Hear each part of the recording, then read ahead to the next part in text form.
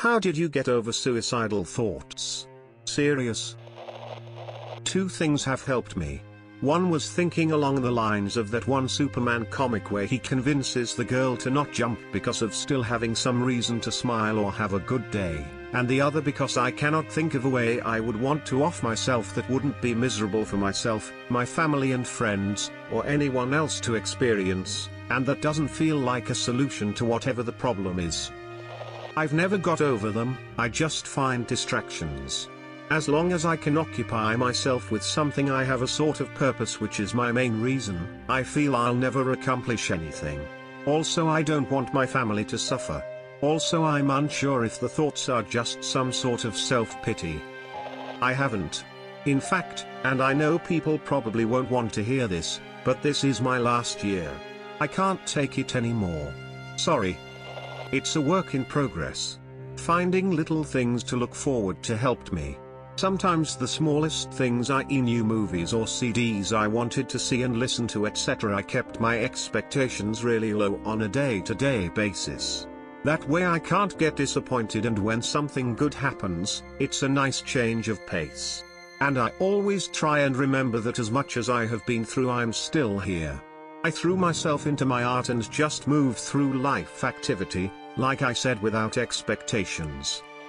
Honestly, it's my girlfriend.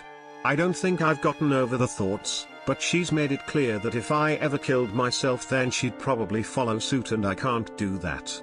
Even if I still believe I'm a worthless piece of human garbage, the idea of ever intentionally hurting her, especially that much, physically pains me. I have to hold back tears if I even think about it. She's the only thing really keeping me afloat. I'd have ended my life a long time ago otherwise. Always remember and never forget. Suicide is a permanent solution to a temporary problem.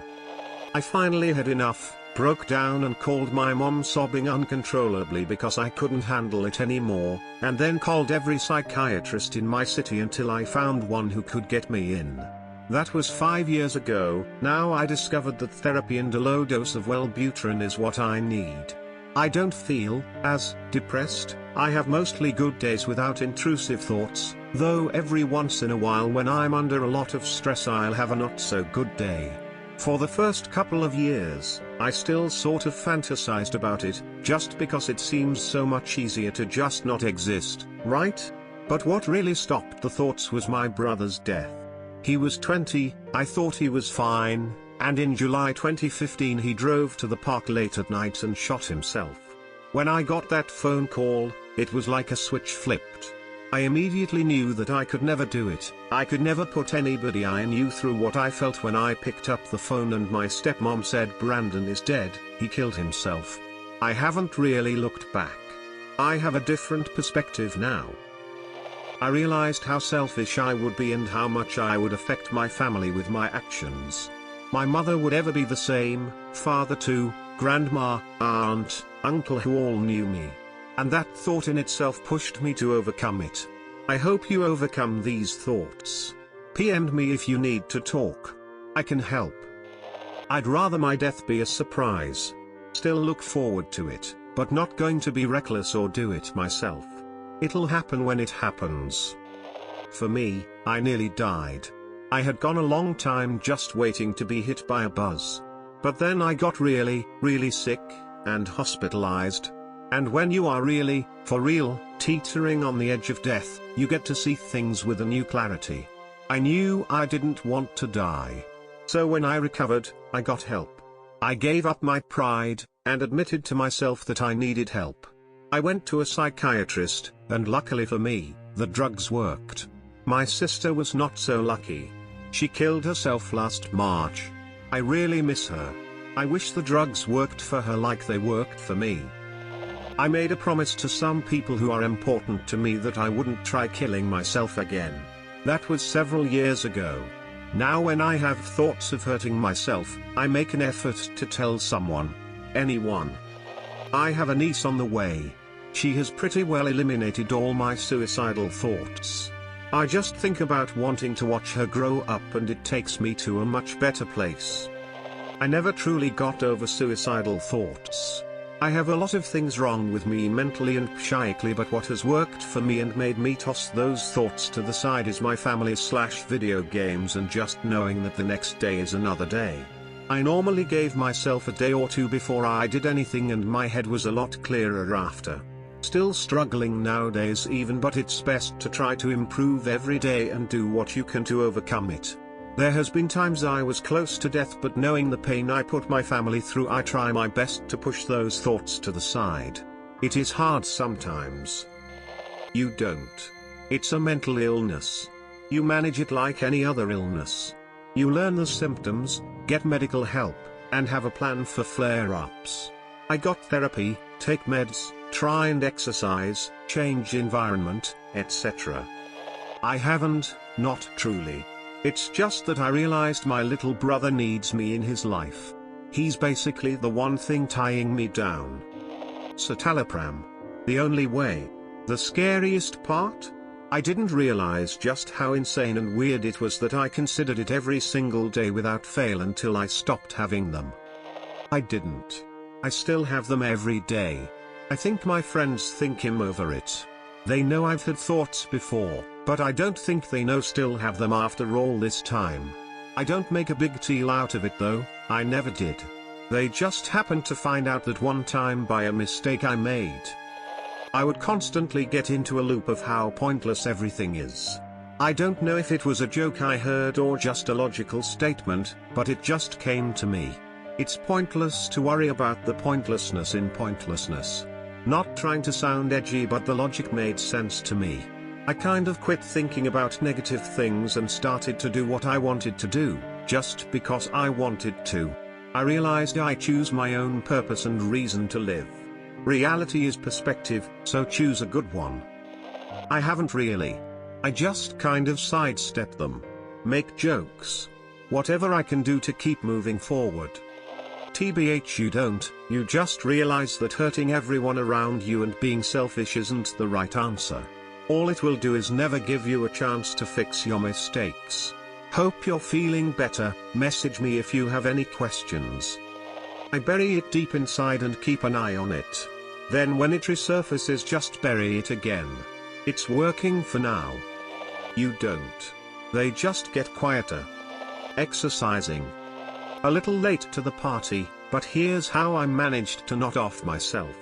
To put it simply, I didn't end my life because of my daughter. That's really the only reason why. I honestly should not be writing this at work as I'm a little on the emotional edge today. I could not bear the thought of her not having Amy in her life. I couldn't imagine the insurmountable pain I would create for her, for the rest of her life. It wasn't fair. That's not a fatherly thing to do. In fact, that's extremely bad parenting right there. I am a better father than that. So, what did I do? I called my insurance company to ask what my options were for mental health. I finally got the help and have started to do things differently, while staying on my meds. I've learned to appreciate what I do have instead of what I don't have. I look at my daughter, who's 8, as my savior. My rock. My only reason to remain on this earth. The scars on my wrists serve as a reminder to never try it again, regardless of how big the urge might be. You don't. You recognize that they will always be there and choose to find something better to do. Or, you let Darwin do his job and remove yourself from the equation. I'm 20 years old with epilepsy, diagnosed 7 years ago. I am on 3 different medications for it.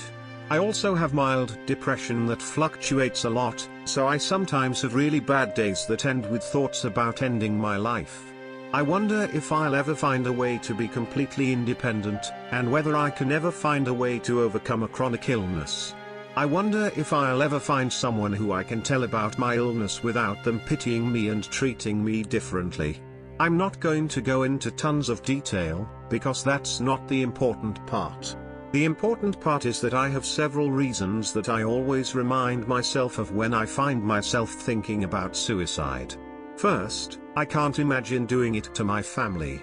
We are very tight-knit, close, and supportive of each other most of the time. I just can't imagine causing them sadness, maybe even pushing them towards depression and eventually breaking apart the relationships they have with each other.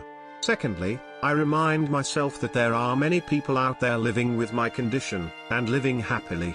I always think the worst when I think about my own experiences with epilepsy, and I don't always consider that there are many people with epilepsy in the world. I hate the pity I get because of it, and the fragile treatment I get from people. But recently, after a long time of building up courage, I told a guy I like about it. I was very worried that he'd react the same as most people and immediately treat me differently. But he just asked me how he could help if I had a seizure, and he was there. It was so simple, but he had no idea how much it helped me. It taught me that there are people out there who won't judge your personality by a condition or illness you have. The last thing I'll mention is both good and bad in my opinion. I stay alive because of my insane curiosity. I'm curious about what will happen in the world. I'm curious about how people I love will end up being like in a few years. I'm curious about whether someone will discover a cure for epilepsy. There are so many questions that I will never get answers to if I were to end my life. I think this is bad in its own way, because it's not really helping with depression, but at the same time it is helping me carry on living, so it has a good side too. My advice is to find something, however small it might be, that you can hold on to. Whether it's wanting to see your older sister get married, or see your little brother succeed at university. Wanting to see your parents get to their 50th anniversary one day. Wanting to know whether the world will solve any of its problems. Anything you can find that can keep you going. Keep it close. Remind yourself of it often. It can do wonders. I didn't. I still think about it sometimes. But I have great friends that keep me looking forward to our next time together. And that outweighs the bad suggestions my mind keeps making. I met the girl of my dreams. So I realized that, as much as I dislike life, there are certain things in it that I like. If getting to those things means a life I don't like, then that's how it is. So, I kind of maybe just incorporated them instead of got over them. It's what worked for me and my long-term depression.